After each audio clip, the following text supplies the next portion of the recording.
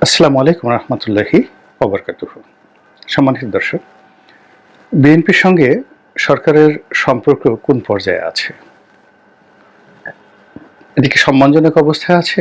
সরকার কি বিএনপির ব্যাপারে সহানুভূতিশীল, কিংবা সরকার কি মনে করছে যে আগামীতে যে নির্বাচন হতে যাচ্ছে সেটা যেভাবেই হোক না কেন সে নির্বাচনে বিএনপি ক্ষমতায় আসবে, শত চেষ্টা করে এর বাইরে কেউ নিতে পারবে না? এখন যে দুর্বল এবং ভঙ্গুর শাসন ব্যবস্থা, এবং এটির একটা ধারাবাহিক দিক হলো যে যখন কোনো একটা শাসকের অধীন একটি শাসন ব্যবস্থার যাকে বলা হয় অবনতি হয়, সেই শাসকের জমানায় আপনি হাজার বছরের ইতিহাসে দেখবেন না যে সেই আইন শৃঙ্খলার অবনতি থেকে উন্নতি হয়েছে।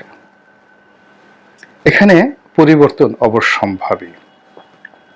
তো কাজেই এখন ডক্টর মোহাম্মদ ইউনূসের সরকারের যে জমানা, সেই জমানাতে ধারাবাহিকভাবে গত ৩ মাসে যেভাবে আইন শৃঙ্খলার অবনতি হয়েছে, যদি এই সরকার থাকে এটি ক্রমবর্ধমান হারে বাড়তে থাকবে, ইতিহাস তাই বলে। কিন্তু এটা রাতারাতি পরিবর্তন হয়ে যাবে। একজন নতুন স্বরাষ্ট্রমন্ত্রী আসবেন, বা স্বরাষ্ট্র উপদেষ্টা আসবেন, পুলিশের একজন আইজি আসবেন, বা অন্য কেউ কোনো গুরুত্বপূর্ণ পদ পদবিতে এসে রাতারাতি এটা পরিবর্তন করে দেবেন। বাংলাদেশের সিস্টেমে এটা কখনই হয়নি। ৫০০ বছর ইতিহাসে আপনি এই জিনিসগুলো কখনো পাবেন না। তো কাজেই এই যে আইনশৃঙ্খলা যে অবনতি, সমাজে অরাজকতা, ব্যবসা বাণিজ্যে মন্দা থেকে শুরু করে যে সমস্যাগুলো আপনি দেখছেন, এটি এ সরকার যতদিন থাকবে দীর্ঘমেয়াদে এটি বাড়তে থাকবে। ৬ মাস থাকলে বাড়বে, ১ বছর থাকলে আরও বাড়বে, ২ বছর থাকলে আরও বাড়বে। এর কোনো বিকল্প নেই। এখন সরকার কতদিন থাকবেন বা আমরা রাখবো বা কতদিন টিকবেন সেটা দ্বিতীয় প্রশ্ন। তো প্রথম প্রশ্নেই আমরা থাকি যে সরকার এখন যে আইন শৃঙ্খলার অবস্থা রেখেছে, এখানে হলো জোর যার মুল্লুক তার। যার ক্ষমতা রয়েছে, সেটা কোর্টে হোক, কাছারিতে হোক, অফিসে হোক, আদালতে হোক, ব্যবসায় হোক, বাণিজ্য হোক, তারাই সেখানে শক্তিশালী অবস্থানে অবতীর্ণ হচ্ছে। এবং এটা যে কতটা ভয়ঙ্কর হচ্ছে আগামী দিনে, যেমন ধরুন যখন রাষ্ট্রীয় শক্তিগুলো, সেটা ম্যাজিস্ট্রেসি বলেন, পুলিশ বলেন, মিলিটারি বলেন, এটি যখন জনগণের মনে কোনো আতঙ্ক তৈরি করতে পারে না, তখন কি হচ্ছে, যার হাতে টাকা আছে এবং যার হাতে ক্ষমতা আছে, মানে মাসেল পাওয়ার আছে, তো তারা যখন সমাজ নিয়ন্ত্রণ করা শুরু করবে, তখন সঙ্গত কারণেই এই মুহূর্তে বাংলার যে নিয়ন্ত্রণ সেটি বিএনপির হাতে। এবং এই অবস্থাতে যদি নির্বাচন হয়, বিএনপি যদি দয়া করে যাকে বলা হয় এখানে বলে যে আমরা র্যাগিং করব না, সিল পেটাবো না, ফ্রি ফেয়ার ইলেকশন হবে, তাহলেই সেটা সম্ভব। অন্যথায় বিএনপির যে প্রার্থী, সেই প্রার্থীর দাপটে নির্বাচনের ময়দানে দাঁড়াবে, এরকম অবস্থা অন্য কোনো রাজনৈতিক দলের এই মুহূর্তে নেই। এটা হলো বাস্তবতা। দ্বিতীয়ত হলো যে বিএনপির এই যে দাপট, শক্তিমত্তা, এটাকে কি রাষ্ট্রীয় বাহিনী দ্বারা, নির্বাচন কমিশন দ্বারা, ডিসিএসপিদের দ্বারা রুখে দেওয়া সম্ভব না। কোনো অবস্থাতেই রুখে দেওয়া সম্ভব হচ্ছে না। তো এই বাস্তবতার নিরিখে যদি প্রধান উপদেষ্টা বিএনপিকে ওইভাবে তোয়াজ করতেন, তদবির করতেন এবং ওইভাবে ভালোবাসতেন, তাহলে এই যে এখন যে দুর্বল অবস্থা, এটা বিএনপির যারা নেতৃবৃন্দ রয়েছেন তাদের পক্ষে খুব সহজ হতো তার দলকে নিয়ন্ত্রণ করা। এই কারণ হলো, ধরুন বিএনপি একটা বড় দল, উপজেলাতে, প্রতি উপজেলাতে অন অ্যাভারেজে যদি ৫ জন করে তাদের শক্তিশালী প্রার্থী থাকে, এমপি প্রার্থী, আর উপজেলা চেয়ারম্যান যদি থাকে ৫ জন করে, তাহলে প্রতি উপজেলাতে আপনি গিয়ে দেখুন উপজেলা চেয়ারম্যান এবং এমপি প্রার্থী মিলিয়ে ১০ জন। তো বাংলাদেশে যে কয়টি উপজেলা আছে সেখানে তাদের এই ৫,০০০ প্রার্থী আছে শুধু বিএনপি, যারা পরস্পরের সঙ্গে দ্বন্দ্ব সংঘাতে এই মুহূর্তে লিপ্ত আছে। কে নমিনেশন পাবেন, কে পাবেন না, এই যে দ্বন্দ্ব এবং সংঘাত, সেখানে হাতে একটারও মানে হাতে গোনা যারা খুব সেলিব্রিটি, যেমন আমার নির্বাচনী এলাকাতে আমরা আছি 5 জন, সেই 5 জনের বাইরে দেখা গেল যে সেখানে জনাব নুরুল হক নুরু, তাকে সাংগঠনিকভাবে সহযোগিতা করার জন্য দলের পক্ষ থেকে একটা চিঠি দেওয়া হলো।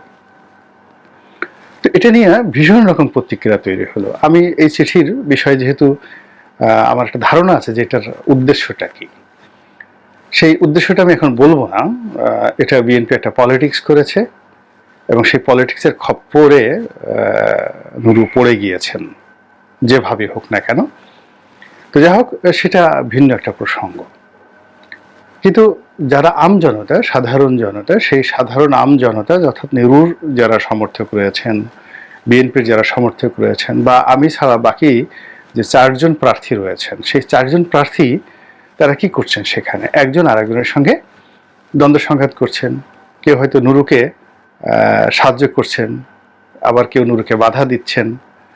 তো যে কারণে এই জিনিসটা হলো, অর্থাৎ নুরু যেন সাংগঠনিক কর্মকাণ্ড করতে পারে। বিএনপি প্রথমে চিঠিটা দিয়েছিল, সেটা নিয়ে যখন ভুল বোঝাবুঝি হলো, বিএনপি আর একটা চিঠি দিয়েছে এবং সেটা তারা স্পষ্ট করার চেষ্টা করছে যে বিগত সময়ে নুরুর সঙ্গে বিএনপির একটা সম্পর্ক ছিল। সেই সম্পর্কের প্রেক্ষিতে বিএনপি তাকে একটা ওয়াক ওভার দিতে চায়, যেমন সে স্বতন্ত্র ইলেকশন করবে বা তার দল নিয়ে ইলেকশন করবে বা ভবিষ্যতে যদি বিএনপির সঙ্গে জোট হয়, সেটা একটা ভিন্ন প্রসঙ্গ। কিন্তু এই মুহূর্তে সে নির্বাচনী এলাকায় যেতে পারছে না। আগে আওয়ামী লীগের যন্ত্রণায় যেতে পারতো না এবং আওয়ামী লীগের লোকজন তাকে বিভিন্নভাবে নাজেহাল করেছে এবং একবার বেদম প্রহার করেছে। এবং মানে একেবারে ওই সময়টাতে একটা প্রত্যন্ত অঞ্চলে নুরু যেভাবে আহত হয়েছিলেন আওয়ামী লীগের যারা গুন্ডাদের দ্বারা, সে যে প্রাণে বেঁচে আসছে, এটাই একটা বিরাট ব্যাপার। সে গ্রামেও যেতে পারেননি, উপজেলা হাসপাতালে ভর্তি হতে পারেননি, মানে একটা অস্বাভাবিক অবস্থা।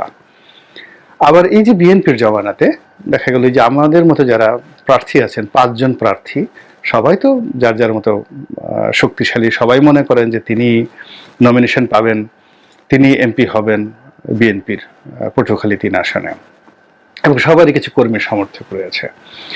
তো এখন এই কর্মী সমর্থকদের মধ্যে যারা নুরুকে প্রতিদ্বন্দ্বী মনে করেন যে নুরু তার জন্য বিপজ্জনক, তারাই নুরুকে বাধা দিচ্ছেন। ফলে নুরু কিন্তু তার নির্বাচনী এলাকাতে যেতে পারেননি। তো সেই ব্যাপারে তিনি বিএনপি সহযোগিতা চেয়েছেন বা বিএনপি করেছে।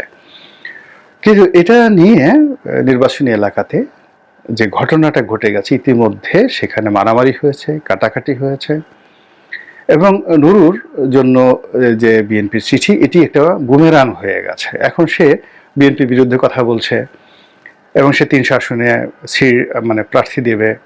তারপরে ওখানকার স্থানীয় যারা বিএনপি নেতৃবৃন্দ রয়েছেন তাদের বিরুদ্ধে বিষোদ্গার করছে এবং এর মধ্যে একজন লোক মারাও গেছেন। এখন জনাব নুরু বলছেন আমার লোক মারা গিয়েছেন। আবার বিএনপির একজন ওখানে নেতা আছেন, তিনি বলছেন যে না, তার লোক যিনি মারা গেছেন তার লোক। তো উভয় পক্ষের মধ্যে যে এই যে দ্বন্দ্ব সংঘাত তৈরি হয়েছে, এটা দেখা গেল যেখানে যদি ভিপি নুরু যেহেতু সেলিব্রিটি আর এখানে যেহেতু গোলাম মোল্লা রনি আছে, তো এই বিষয়গুলো পত্রিকায় এসেছে, অর্থাৎ তার চিঠি দেওয়া এবং সেখানে যাওয়ার পরে। কিন্তু এই সেম ঘটনাগুলো বাংলাদেশের একেবারে 300টি আসনে কিন্তু ঘটছে। যেখানে নুরু বা নুরুদের মতো লোকজন আছে সেখানে একভাবে ঘটছে, আর যেখানে নুরুদের মতো লোক নাই সেখানে এই যে বিএনপির যে 5 জন 6 জন, কোনো কোনো জায়গাতে 10 জন শক্তিশালী প্রার্থী আছে, তারা কিন্তু একজন আরেকজনের বিরুদ্ধে এই মুহূর্তে দ্বন্দ্ব সংঘাতে তারা জড়িয়ে পড়েছে, এতে কোনো সন্দেহ নেই। এখন এই দ্বন্দ্ব এবং সংঘাত বন্ধ করার যে ক্ষমতা, এটা বিএনপির এই মুহূর্তে নেই। বিএনপিকে রাষ্ট্র ক্ষমতার সাহায্য লাগবে, সহযোগিতা লাগবে। আর যদি মির্জা ফখরুল সাহেবের সঙ্গে স্বরাষ্ট্রমন্ত্রীর, পুলিশের আইজির ওইরকম সম্পর্ক থাকতো, তিনি দলের যার প্রতি গ্রিন সিগন্যাল রয়েছে তাকে ওয়াকওভার দিতেন, বাকি 4 জনকে সেখানে স্টপ করে দিতেন। কিন্তু এখন যে যার মতো করে সবাই মনে করছে যে আমরাই এখানে শক্তিশালী, ফলে প্রতিটি নির্বাচনী কেন্দ্রে বিএনপির যারা লোকজন রয়েছে সেই লোকজন সবাই পরস্পরের সাথে দ্বন্দ্ব সংঘাতে জড়িত হয়ে দলটাকে শেষ করে দিচ্ছে। এবং এখানে সরকার নির্বিকার, অথবা সরকার তামসা দেখছে, অথবা সরকার সময় ক্ষেপণ করছে, হোয়াট এভার মেবি, আলটিমেটলি বিএনপির কিন্তু মারাত্মক ক্ষতি হয়ে যাচ্ছে এবং বিএনপি বুঝতে পারছে। এবং এই বুঝতে পারার জন্য সে খুব তড়িৎ এবং দ্রুত গতিতে তার সিদ্ধান্ত পরিবর্তন করতে বাধ্য হচ্ছে। সে সরকারকে যে একটা সময় দিতে চাচ্ছিল সেই সময়টা না দিয়ে সে যত দ্রুত সম্ভব নির্বাচন চাচ্ছে। দ্বিতীয়ত, সরকারের পক্ষ থেকে কোনো রকম আন্তরিকতা দেখানো হচ্ছে না, এবং এই যে বিএনপির মধ্যে যে অন্তর্দ্বন্দ্ব হচ্ছে, হানাহানি হচ্ছে, বা বিএনপির বিরুদ্ধে যে সকল অভিযোগ উঠছে, এই সকল অভিযোগ পত্রপত্রিকা ওইভাবে আসছে না, কিন্তু এগুলো জনরোষ তৈরি করার ক্ষেত্রে সরকার যে নীরব ভূমিকা পালন করছে, তাতে করে বিএনপির 12টা বেজে যাওয়ার সম্ভাবনা দেখা দিয়েছে। এবং এই কারণে কি হচ্ছে, বিএনপি সরকারের ব্যাপারে সন্দিহান হয়ে পড়েছে। বিএনপি মনে করছে যে আওয়ামী লীগ তো নেই, সবাই আউট, দল বলতে বিএনপি, তাদেরকে যদি জনগণের মনে এভাবে একটা ঘৃণার জায়গায় পৌঁছে দেওয়া যায়, এবং জনগণ যদি বিএনপি সম্পর্কে এরকম বাজে কথা বলতে থাকে, মারামারি দেখতে থাকে, মামলা মোকদ্দমা হতে থাকে, এবং নিজেরা তখন বিএনপি বলবে যে এর চাইতে জামাত ভালো, না জনগণ বলবে এর চাইতে জামাত ভালো, এর চাইতে সমন্বয়ক ভালো, এর চেয়ে ডক্টর ইউনূস ভালো, কেউ বলবে সামরিক শাসন আসুক। মানে যা কিছু বলুক না কেন, আলটিমেটলি সব বিএনপির বিরুদ্ধে চলে যাবে। বিএনপি এই বিষয়টি বুঝতে পেরেছে, বুঝতে পারার কারণে বিএনপি যার অবস্থান থেকে তারা সরকারকে প্রেশার দিচ্ছে। আর সরকার যতই এই ধরনের বিএনপির পক্ষ থেকে দেখছে যে মেজাজ হারিয়ে ফেলেছে বিএনপির যারা নেতৃবৃন্দ রয়েছেন, এবং সবার মুখ দেখবেন ভার, কারো মুখে হাসি নেই, একটা বিজয়ের হাসি নেই। বিএনপির শীর্ষ আপনি 100 নেতা দেখেন, তাদের মধ্যে বিজয়ের আনন্দ নেই। তো বিজয়ের আনন্দ নেই, ভবিষ্যতের যে তাদের সুসংবাদ আসবে এরকম কোনো তাদের মধ্যে যাকে বলা হয় অভিব্যক্তিতে ফুটে উঠছে না। এমনকি বিএনপির যে চেয়ারপারসন, নর্মালি যদি ডক্টর মোহাম্মদ ইউনূস এবং তার সরকার মনে করতেন যে এই মুহূর্তে বিএনপির সাহায্য তাদের দরকার, এর কারণ হলো যেভাবে সংবিধান লঙ্ঘন হয়েছে, যেভাবে শপথ নেওয়া হয়েছে, আলটিমেটলি পরবর্তীতে যারা ক্ষমতায় আসবেন তাদের 100% সহযোগিতা ছাড়া এই সরকারের কোনো গত্যন্তর নেই।